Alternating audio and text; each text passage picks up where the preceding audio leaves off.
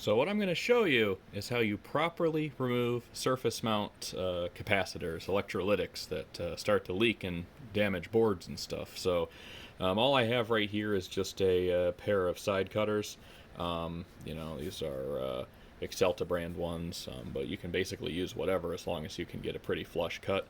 So what I do is I get as close to the bottom of the capacitor as I can, of the can itself of the capacitor, and I go ahead and just cut that off. It goes flying, and all that's left right there really is the little rubber plug, and we can go ahead and just kind of gently pry that off of there.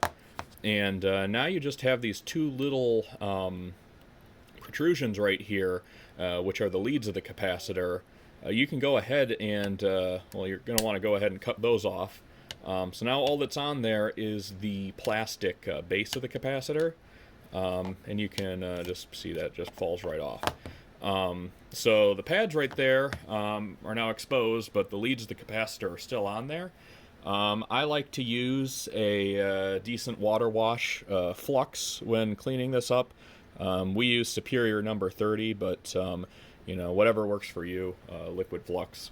So just go ahead and dab some of that on there, and as you can see, it's bubbling and foaming as the electrolyte from the capacitor reacts with the acidic flux. So now what I'm going to do is I'm going to go ahead and bring in my soldering iron and just kind of heat that up and gently lift off the remaining leads from that capacitor.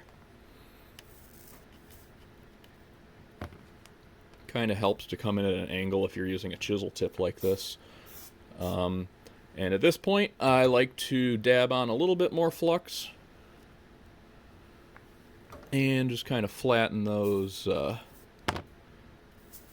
pads a little bit there. So at this point, you can go ahead and wash the board with water to wash off the residual flux and electrolytes. And then at that point, you can go ahead and solder a new capacitor in.